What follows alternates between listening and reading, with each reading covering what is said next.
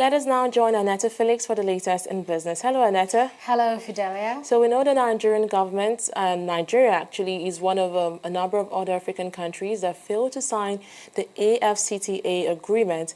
And they have been giving more reasons why that is President Buhari has been giving reasons why he actually declined to sign that agreement. Could you tell us more about that, please? Well, that's true. And taking a step further, the president has actually inaugurated a presidential committee for impact and readiness assessment of the African Continental Free Trade Area. At the event, the presidential villa, Abuja, Buhari warned that Nigeria will not sign any treaty without assessing its impact on the lives of Nigerians. The president said that Nigeria will take its time to break away from past practice where treaties were signed without meeting the needs and positive gains for the country. The African Continental Free Trade Area is an agreement which can become largest free trade area in terms of participating countries since the formation of the World Trade Organization. 49 countries, including South Africa, have signed the AFCTA, leaving out just 6 countries, including Nigeria.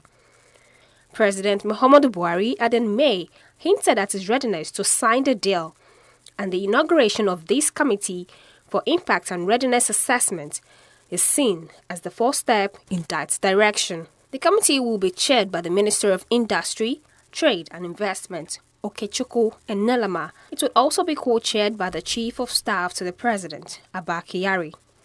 At this inauguration ceremony, the chairman reminds its members of the terms of reference. While many stakeholders support the African Continental Free Trade Area, there are some important stakeholders who are concerned about the impact of the AFCFTA. Those stakeholders who support the African Continental Free Trade Area Agreement point to the market opportunities for growth for Nigerian exporters of goods and services, the scope for industrialization through economies of scale in a single market, the mechanisms for solving and resolving trade disputes, cooperative mechanisms for regulating and promoting intra-Africa trade, and the African Continental Free Trade Area as a platform for Nigeria's continued leadership in Africa, as Africa remains the centerpiece of Nigeria's African policy. In his address, President Muhammadu Buhari notes that it would only sign the agreement if the committee agrees that it will benefit all Nigerians. The creation of this free trade area is a worthy and commendable idea. Clearly, the population, resources, geographical spread, and other theoretical trade indicators of the continent highlight the tremendous potential that exists if we can crack the various barriers that hinder intra-African trade. However, although this assertion makes easy sense in theory, the reality of doing business in Africa poses its own peculiar challenges. You will all recall that some months ago, the Vice President at an event reminded Nigerians that the concept of free trade implies a fundamental assumption of the level and competitive playing field that is fair.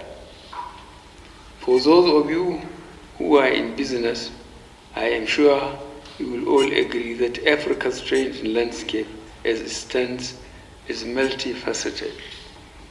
For us in Nigeria, our vision for intra-African trade is for the free movement of made-in-Africa goods.